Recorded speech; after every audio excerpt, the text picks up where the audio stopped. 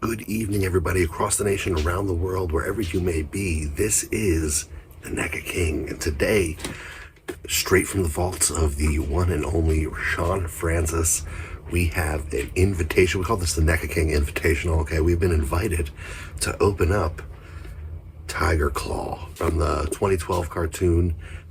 Came out like a few weeks ago during HAULATHON. Actually, it's been a couple months now, and Rashawn let me put my hands on it so that I can review it.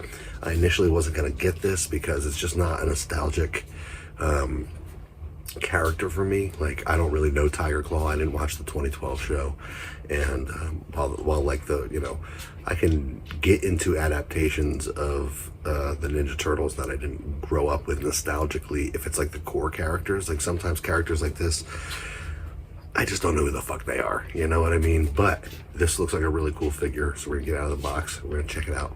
We're gonna see what this was all about. Haulathon. 2 months too late, 3 months too late, okay? That's the way we do it here. A little bit of a procrastinator, hit the snooze button on Haulathon, and now we're gonna pick it back up again with Tiger Claw. So starting off like with the artwork for all the 2012 stuff, it looks great. It fits in with the mural. It comes in at the end of the mural next to the foot soldier, I believe. Yeah, I appreciate the boxes. I'm not an in-box guy, but I use boxes for displays, and I think this one looks great. I love the design of this guy. I'm not familiar with this character, but I love his big old hands and paws.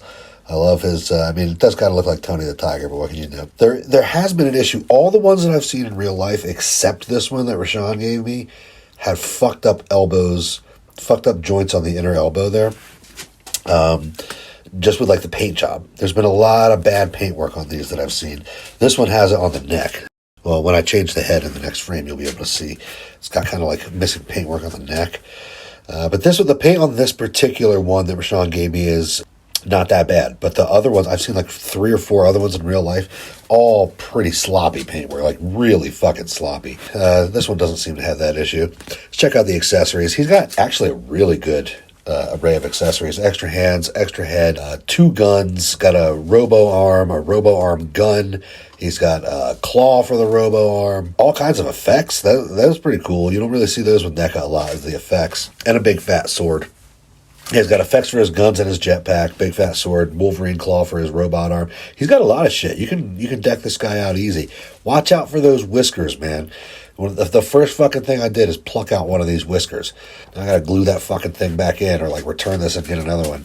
I tell you, this NECA stuff, like, that's the one thing, is that it's just so fucking fragile. Like, it's even fragile if you're being careful, you're being kind, you know what I mean? And I just think that that's the one thing that they can improve on, aside from their fucking shit articulation, is the just the quality of the build. Or like, use different materials that are either more flexible or less flexible. Like, I don't know. Anyway, once you get past, the QC issues, you're dealing with a great figure. And that's kind of, NECA's game. Is like, yeah, we're a shitty company, we're a horrible company, we treat our customers like garbage because we despise them. The quality's kind of shit, it's easy to break, the paint's chipping off, but at the end of the day, there is this aesthetic quality to it that just can't be fucking matched for the price point. I mean, they got it. What can you say? NECA's got it, you know what I mean? They do a specific thing, and they do it well. There are a couple of fucking issues here. The number one is this head. Like, you will never, ever get this head to look up or down. This is a Michael Keaton Batman situation where almost all of the movement that you're going to get out of the head is going to come from the movement of the upper body, which is, they do have 2 swivels on the upper body, like a waist and a chest swivel, so that's good. You'll be able to get some poses out of that, but the head, dude, it's not going to look up or down. You can look kind of side to side a little. The way that they've got it coming out of the shoulders, I understand why they did it for the shape of the creature, but yeah, good luck actually getting this thing to look in any fucking particular direction. This is the best I could do. This is one of those figures that, to pose it, you're going to have to pop it off and hold it on with some sticky tack or whatever to keep the head in the place that you want it. And that's just the way it is. People often complain about the articulation, but sometimes I say, what can you do about some of this articulation except make it look fucking goofy? Like, people totally glaze those, what are the other 2012 versions? The Revoltech, people glaze the Revoltech 2012 turtles. They look fucking horrible, man. Like, they can articulate out the yin yang. They can articulate for days, but they look like fucking shit. They look like those robots from Arkham Knight that the Riddler does, or like that SpongeBob meme where he's all like, "Duh!" That's what the Revoltech Ninja Turtles look like. And honestly, I would rather have a figure that looks fucking incredible and doesn't pose quite as well or articulate quite as well than a figure that like can articulate exactly like a ninja but looks like fucking shit. Like, look at all of these figures. They look great. They look better than the cartoon. The 2012 cartoon, I've always said, looks flat. It looks like Toy Story. You know, it's got that sort of like stripped down, textureless, or very few textures, textureless CGI. It's just kind of flat like Toy Story. And, you know, it works on a certain level, but it doesn't pop the way other kind of animation does.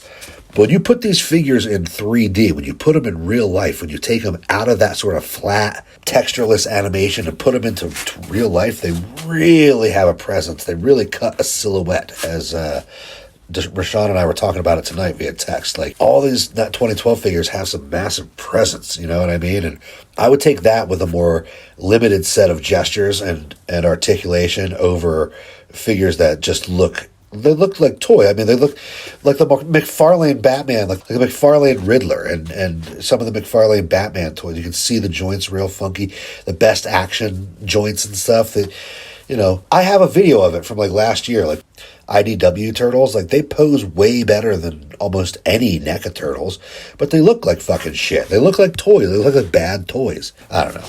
Anyway, let's get a jetpack comparison with fucking Django Fett over here. Actually, that's Axe Woves. You can check that unboxing out. Axe Woves. I love the effects that come with this thing. NECA doesn't do this enough. NECA doesn't do the effects enough. I love the jetpack. It's got the couple, you know, blaster effects, couple different colors for that. This whole figure just looks great. Like, the color orange that they chose pops so well, especially under the lights.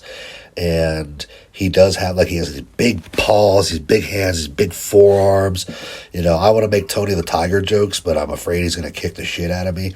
And you can balance him surprisingly well. I'm not using a stand or any museum wax for any of the poses that I've got him in. Like, he's holding up that metal head.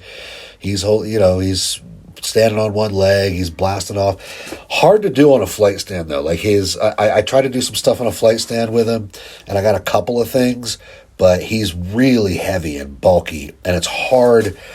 There's very few anchor points on him that are kind of like tiny enough to get the flight stand hand around.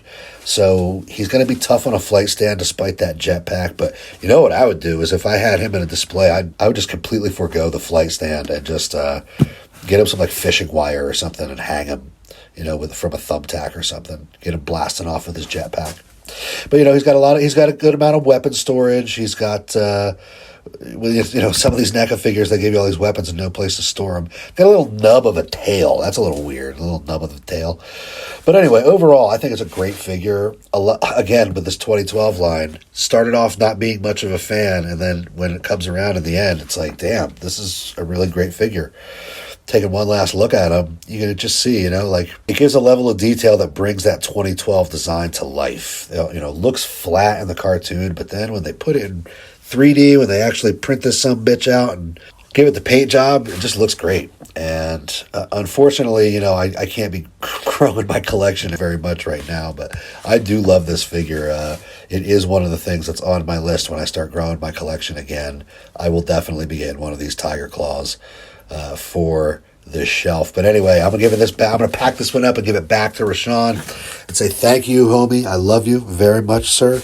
And I will see all of you NECA King viewers once again in a couple of days, because it's the Summer Sizzler, so in a couple of days there's a new video. I will see you in the halls of the NECA King for Blue Oyster Cult this Friday, baby. Blue Oyster Cult this Friday in the halls of the NECA King. See you there. Love ya. Bye.